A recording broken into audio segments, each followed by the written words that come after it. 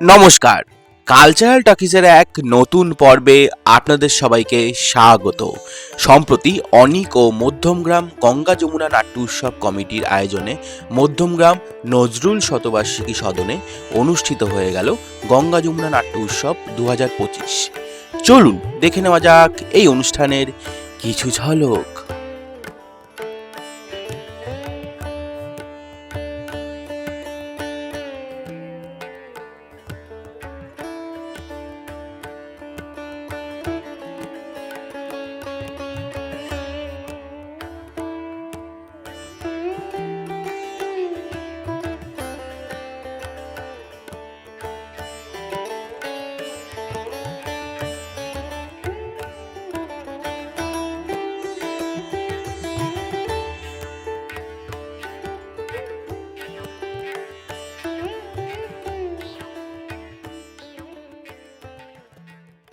গঙ্গা যমুনা নাট্য উৎসবের এই 28তম বর্ষ।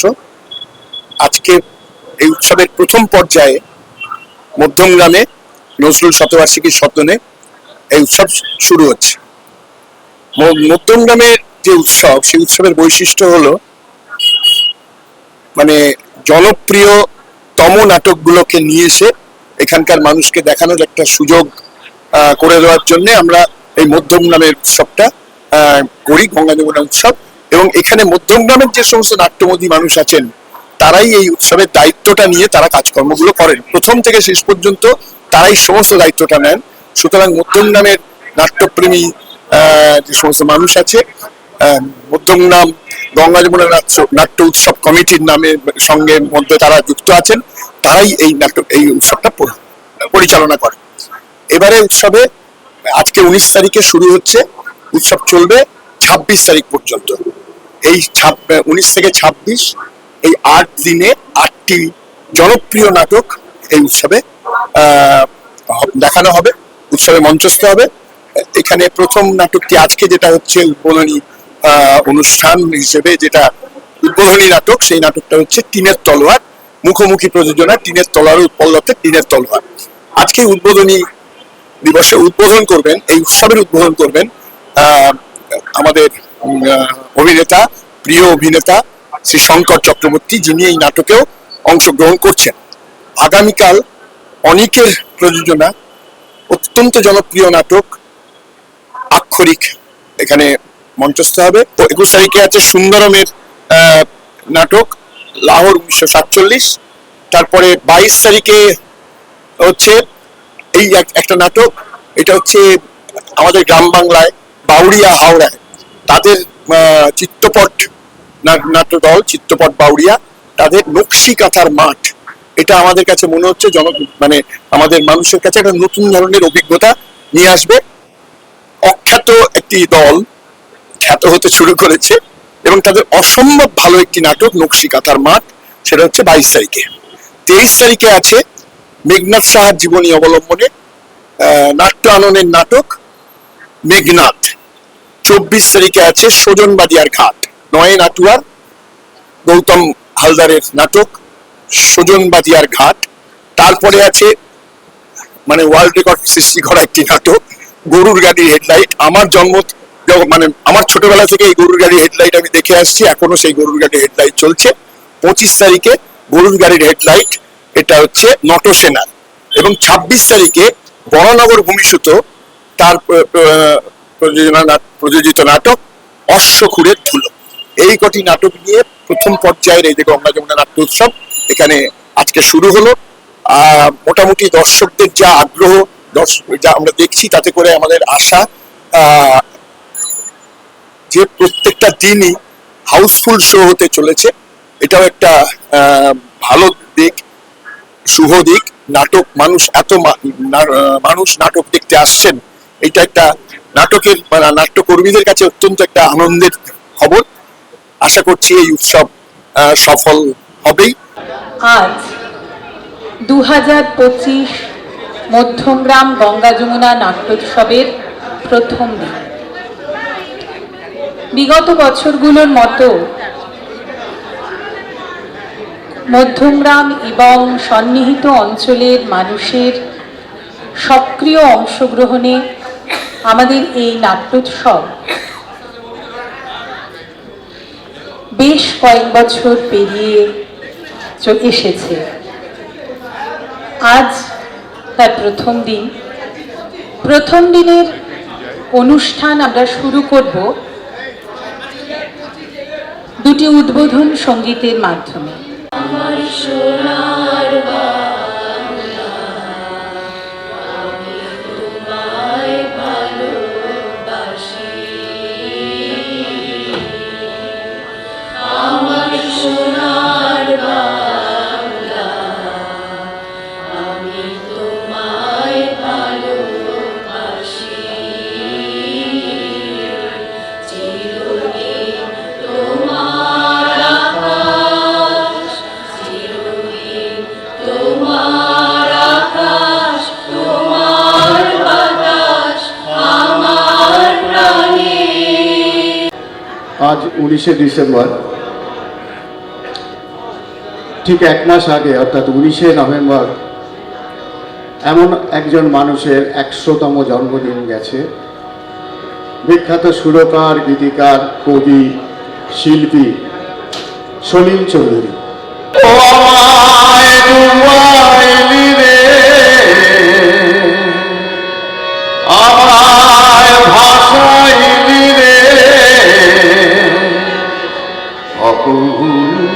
দরিয়ায় বুঝি কুল নাই, আমায় ডুবাইলি রে, আমায় ভাসাইলি রে, অকুল দরিয়ায় বুঝি কুল নাই, কুল নাই সীমানায় অথই দরিয়ার পানি,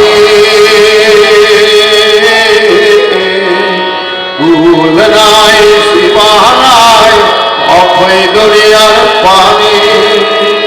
দিবসে নিশীতে ডাকে, দিবসে নিশীতে ডাকে, দিয়া হাত ছানি রে, অকুল দরিয়ায় বুঝি কুল নাই। এই গঙ্গা যমুনা নাট্যোৎসব দীর্ঘ 27 আজকে 28তম বর্ষে পড়েছে। এই দীর্ঘ বছরের যাত্রা সফল হতো না যদি মধ্যমগ্রাম এবং সন্নিহিত মানুষের, নাট্যপ্রিয় মানুষের এইরকম সক্রিয় সহযোগিতা না হতো। আমরা আজকে দেখতে পাচ্ছি যে আমাদের মঞ্চ মানে অডিটোরিয়াম প্রায় ফুল, প্রায় পুরোটাই ভর্তি হয়ে যাচ্ছে। এটা অত্যন্ত আনন্দের বিষয়। এরকম একটা সময় দাঁড়িয়ে থিয়েটার দেখতে এত মানুষ আসছেন, এটা সত্যি আমাদের কাছে আনন্দের, গর্বের। তিনজনেই আমাদের এই শুভ সূচনার সময়টিকে আমরা যদি স্মরণীয় করে রাখতে পারি এবং স্মারক শ্রী শঙ্কর চক্রবর্তীর হাতে তুলে দেওয়ার জন্য। এরপর একটু সামনের দিকে তাকাবেন।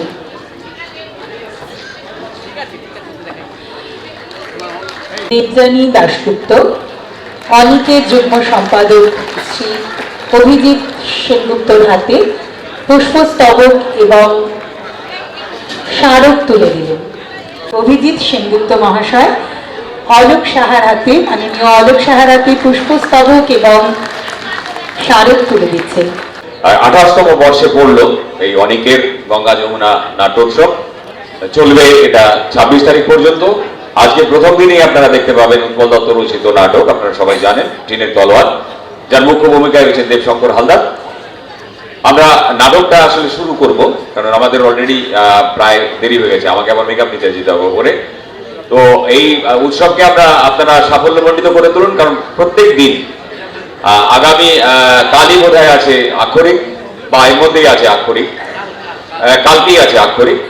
আমি 9 বার দেখেছি আক্ষরিক, অনেকের প্রযোজনা এবং দেবাশিস রায়ের পরিচালনায়। এছাড়াও আরো ভালো ভালো নাটক রয়েছে এই কদিনে।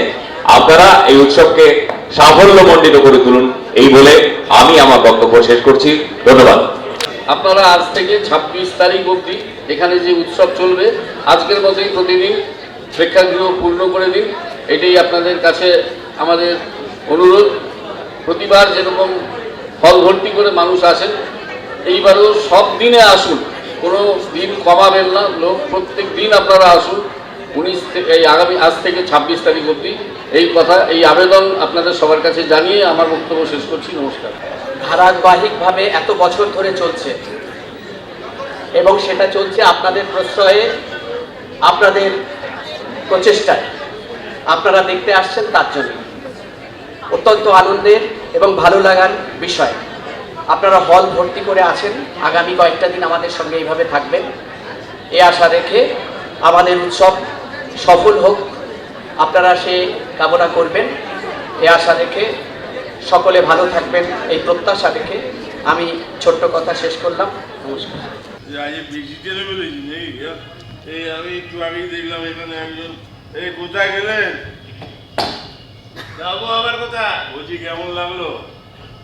যখন ঠিক আছে। এই যে আপনি নোটিশটা দেখছেন, এই যে ময়ূর বাহন নাটক আসিতেছে বেঙ্গল অপেরা। আমি হচ্ছে এই বেঙ্গল অপেরা দলের মাস্টার বেণীমাধব চ্যাটার্জি ওরফে কাপ্তেন বাবু, বাংলার গ্যারিক। ছেড়ে কলকাতা বন হব পগার পান, দেখো গিন্নিরা সব যেতেন হেঁটায়, হাতে পায়ে আলতা পরে হতো কি বাহার।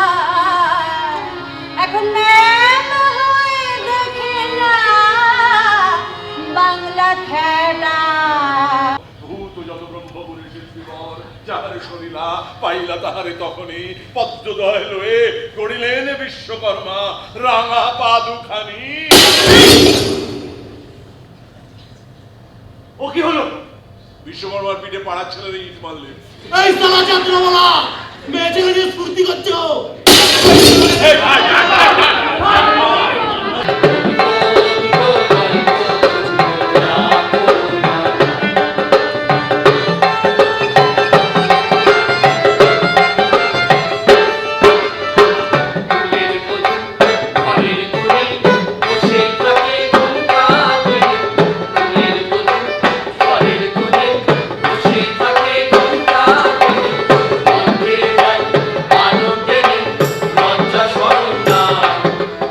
তার সঙ্গে আমার সাহেবের বছরে 20 লাখ টাকার ব্যবসা হয়, আমার নিজেরও হয় লাখ পাঁচে।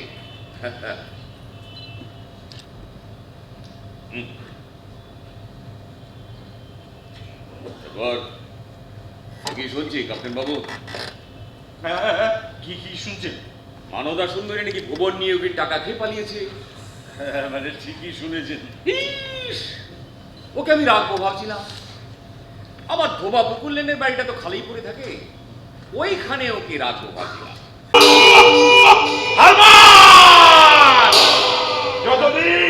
যতদিন আমার দেশ আছে বড় প্রধানত, ততদিন কারণ নাই বিশ্রাম। অমৃতলাল কারাগারে, অমৃতলাল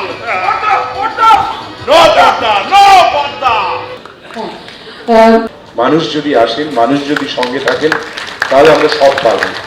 আসুন আমরা মানুষ হয়ে মানুষের পাশে থাকি। ধন্যবাদ।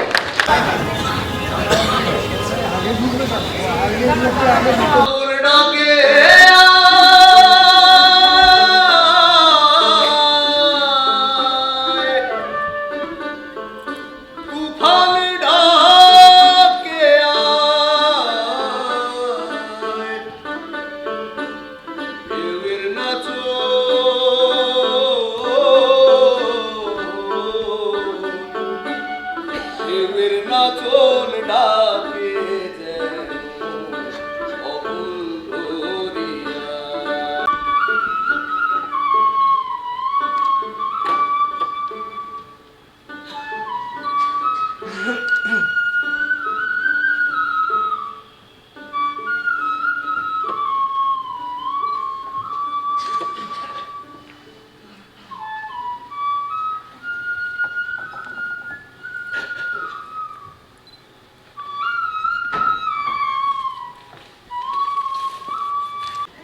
কি বিষ দিয়েছিলে ওদের? ওই যে সাবধারা বুড়ো ওসমান পুঁঠিতে আসতো তোমাকে তামাক পাতা বেচতে, ওর কাছ থেকে শেকো বিষ কিনেছিলে তাই না? নাকি সায়না?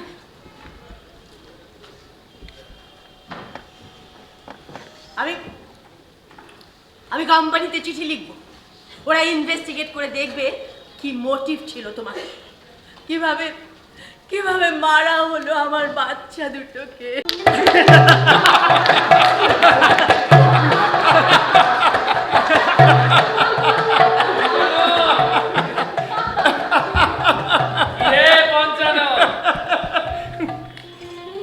পঞ্চানন, চলো চলো, তোমাকে আজ শ্রীরামপুরে কেরির কাছে নিয়ে যেতে হবে। ভাই কৃষ্ণ, আমার যে এখানেই মন পড়ে আছে গো। তো মানে না, গত বছর বাবা চলে যাওয়ার পর আর তো কোনো শিকড় রইল না রে। কিসের মায়ায় থাকবো বলতো? ও তুমি সাবধানে চালাইও মাঝি। তার থেকে তুই তোর পরিবার নিয়ে এখানে চলে আয়, তারপর আমরা দুই ভাই হাসিতে ঠাট্টায় মজায় আমাদের সেই শৈশবটাকে মনে করবো। অন্নগর কলকাতা হবে কেন? তাকিয়ে দেখো তোমার উঠোনে, পাত্র তোমার উঠোনে বসে হাঁপড় টানছে।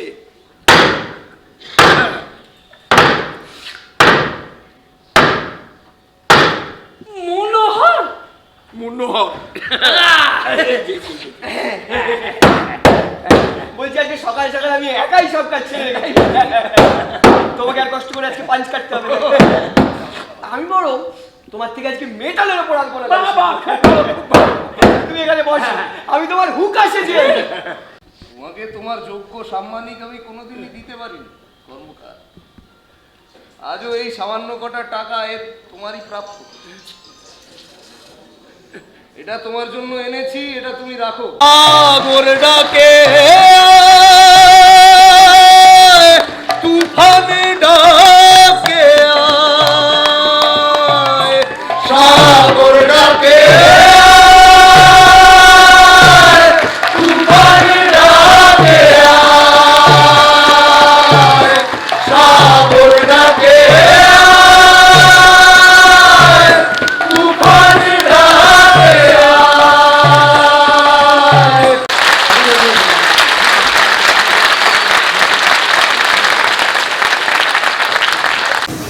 মোবাইলটা অফ করবে, মোবাইলটা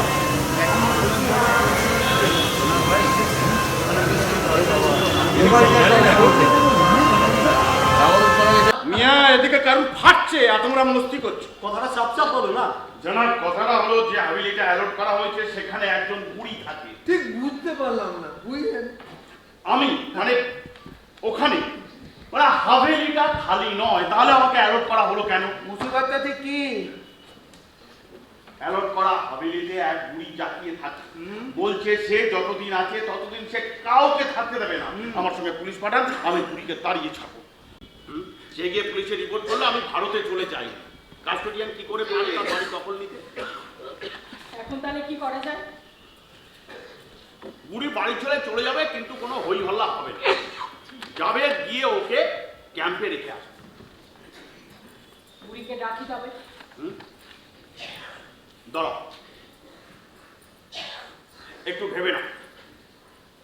তিনি বলেছেন, ধরো ধরো তুমি আমার উপর একটা জুলুম করলে, আমি বদলা নেবার জন্য তোমার উপর পাল্টা জুলুম করলাম। তারপর দুজনে যখন একসঙ্গে আল্লাহ তাআলার দরবারে গিয়ে দাঁড়াবো, তখন তুমি যদি তোমার গুনাহ কবুল করে আল্লাহর কাছে মাফি চেয়ে নাও, আল্লাহ শায়দ তোমাকে মাফ করে দেবেন, কিন্তু আমাকে করবেন না। কেন জানো? এই যে আমি তোমাকে বোঝাবার চেষ্টা না করে, তোমাকে ক্ষমা না করে, শুধু বদলা নেবার জন্য তোমার উপর পাল্টা জুলুম করলাম। हर खुशबू में शायरी है, लेकिन सबसे बड़ो शायर হলো আমাদের মন। আমি জানি নাসির ভাই, শায়ের আর অন্য লোকেদের ভিতর ফারাক দুস্তর ना कोनो दुस्तर नहीं फर्क, हर आदमी शायर है। एक मजदूर जो मजदूरी करता है वो भी शायर है, जो एक छोटा मोटा काम करता है वो भी शायर है। ये जो रेल का इंजन लाहौर से कराची और कराची से लाहौर लेकर जाता है ना, हजार हजार आदमी को, वो वो भी एक शायर है। और उसके बाद वो जो आदमी फाटक बंद करता है, जब गाड़ी आती है ना ट्रेन, फाटक बंद करता है, और अगर वो फाटक बंद ना करे तो समझिए कि कयामत आ जाएगी।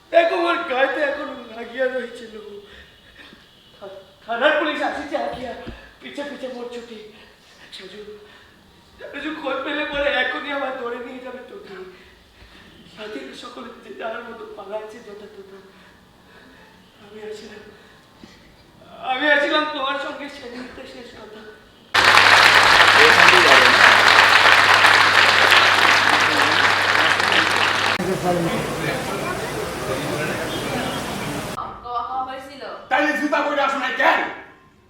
আনসার মি, কেন জুতা পরে আসো নাই? আমার জুতো নাই। জুতা নাই? What a lame excuse! তুমি জানতা না লাট সাহেব ব্যাংফাই ফুলে রেখেছে? তার সামনে জুতা না পইরা আসাটা তার অপমান করা? জানতা না তুমি? Answer me, how dare you disrespect our honorable governor? লাট সাহেব ভালো না, উনি আমাদের বাংলা ভাগ করতে চান। ঠিক আছে, ছোট করে করো, বেশি বড় করো না, এক দু পাতার মধ্যে শেষ করে দাও। আসলে আমার কাজগুলোর উপর ফোকাস করো। আমি আসছি স্যার, আপনার জীবনে এলাহাবাদের ব্যাপারটা নিয়ে আপনি কিছুই বলেননি, এটা নিয়ে কিন্তু মানুষের মনে অনেক প্রশ্ন আছে। আচ্ছা ঠিক আছে, আমি তোমাকে এসে বলছি, তুমি আগে আমাকে আগে ল্যাবে যেতে হবে। স্যার স্যার স্যার মানে এই যে আপনাকে পাঁচবার মনোনীত করেও নোবেল কমিটি কেন নোবেলটা দিল না, এইটা নিয়ে তো আপনার মতামত তো সবাই জানতে চায়। আমার দুজন মাস্টারমশাই, আচার্য জগদীশচন্দ্র বোস, আচার্য প্রফুল্লচন্দ্র রায়, তারা এখনো পর্যন্ত আমাকে বলো না, হিন্দু ধর্মে কোথায় বলেছে যে ব্রাহ্মণ আর বৈশ্য এক পঙ্ক্তিতে বসে খেতে পারবে না? তুমি যাবে নাকি ঘাট হাতা? একবার গায়ে হাত দিয়ে দেখো না। ব্যাপার বিজ্ঞান কি হয়েছে? না কিছু হয়নি। জ্ঞান এসো, জ্ঞান চলো। আমরা কি হয়েছে? তোমাদের বন্ধুকে একটু বোঝাও যে ব্রাহ্মণদের সঙ্গে এক টেবিলে খেতে বসে অধিকার সাহায্য নাই। সেদিন কলেজে সরস্বতী পূজার মণ্ডপে পুরুষ প্রথাকে উঠতেই দেয়, বেটা তাও শিক্ষা হয়নি। তোমরা আমার কথা মিলিয়ে নিও, এই ছোট লোকের বাচ্চারা একদিন কলেজটা 12টা বাজিয়েই ছাড়বে। এই কি বললে তুমি? কেন ছাড়ো, এক্ষুনি ক্ষমা চাও। ক্ষমা? আমার কি মনে হয় জানেন তো, আমার মনে হয় ডক্টর লরেন্স যদি এদেশে জন্মাতেন তাহলে কোনোদিনই সাইকেলট্রন তৈরি করতে পারতেন না এবং ওনার নোবেলও পাওয়া হতো না। আপনার কথা হয়তো ঠিক,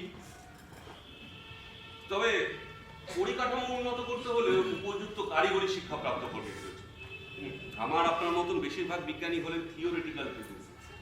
আমাদের এখন প্রয়োজন ভালো এক্সপেরিমেন্টাল ফিজিসিস্ট যারা হাতে হাতে কলমে কাজ করতে পারে, যন্ত্রপাতি নিয়ে এক্সপেরিমেন্ট করতে পারবে, দরকার হলে যন্ত্র বানাবে।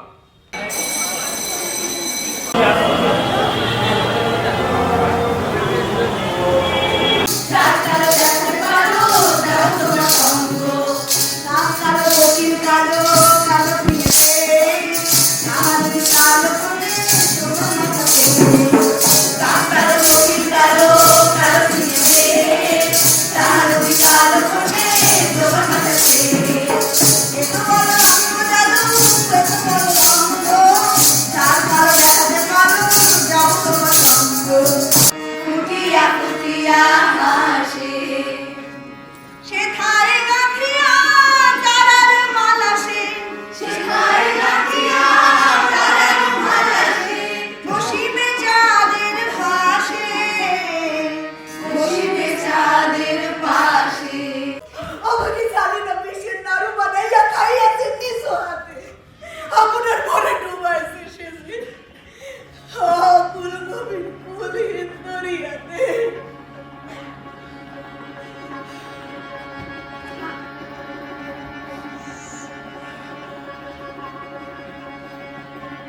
আরে আমি কেন সায়রে ভাসানু দেবতার ফুল সরলা বালিকারে শোনো দূরে উঠে তোলা হল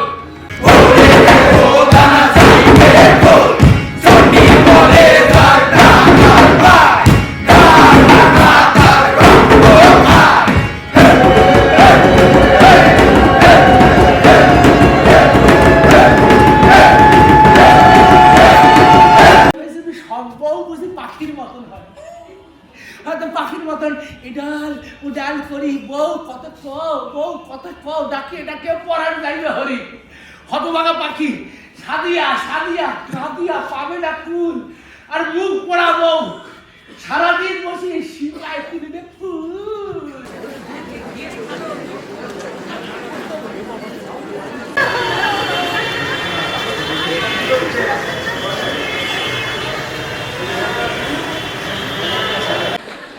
শাহজাহান নাটক থেকে বললেন, ইয়েস দি ইলদার টাইপের পার্ট পেলে আমি একেবারে যা পালিয়ে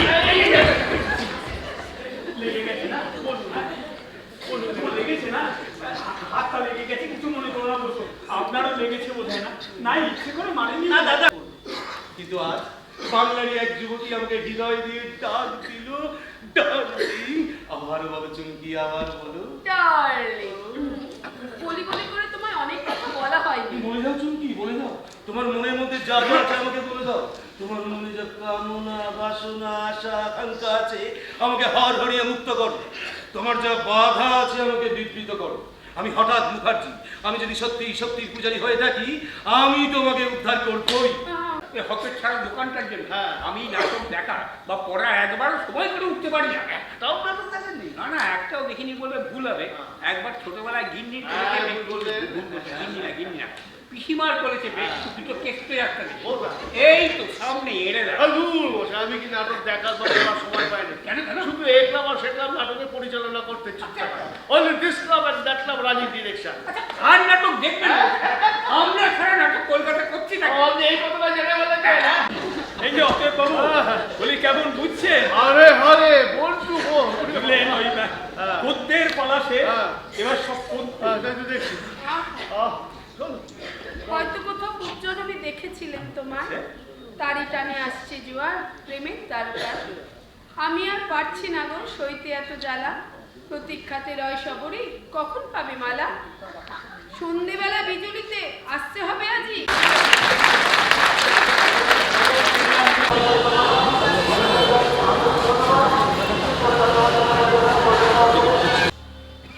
আর্যবত্যের উত্তর সীমান্তে প্রবেশ করেছে তুর্কি দস্যুরা। এখানে প্রায় প্রতিটি প্রদেশের সামন্ত রাজাদের অস্তিত্ব ভীষণভাবে বিপন্ন। তস্করের দল মগধের দ্বার প্রান্তে এসে পৌঁছেছে। হঠাৎ আসা ঝঞ্ঝায় সব কিছুতে ডুবে সেই লন্ডভন্ড হয়ে। কিন্তু জ্যোতিষের গণনা যে অন্য কথা বলছে। আগে তো এক যুগের মধ্যে কোনো যুদ্ধেই রাজা লক্ষণ সেন পরাজিত হবেন না। তাকে তো তার দক্ষতাও প্রমাণ করতে হবে। মহারাজ, আপনি বয়োবৃদ্ধ হয়েছেন, কিন্তু আপনার এই রাজ্যকে শাসন করার মতো অধিকার অর্জনে আপনার উত্তরসূরিরা সম্পূর্ণ অপারগ। আমার কথার ইঙ্গিত আমি বুঝেছি অরুণী, তবে মনে রেখো আমি পুত্র স্নেহে অন্ধ নই, কিন্তু এক্ষেত্রে প্রজা বিদ্রোহকে যদি আমি উপেক্ষা করি তাহলে তো সমূহ বিশৃঙ্খলা দেখা দেবে। আপনি আমায় ডেকে পাঠালেন না কেন মহারাজ? আমি নিজে চলে যেতাম আপনার কাছে। তা যেতে, কিন্তু রাজ অন্তঃপুরে হৃদয়ের আলাপন হতো না যে। তাছাড়া জ্যোৎস্না প্লাবিত এই নিশীথে আমি প্রকৃতির অনুসঙ্গে থাকতে চাইছিলাম জয়দেব।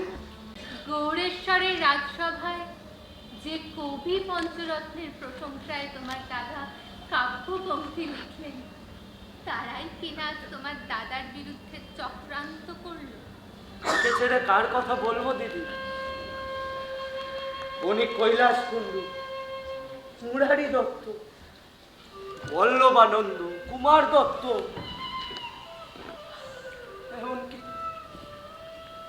এমনকি রানী বল্লভা পর্যন্ত।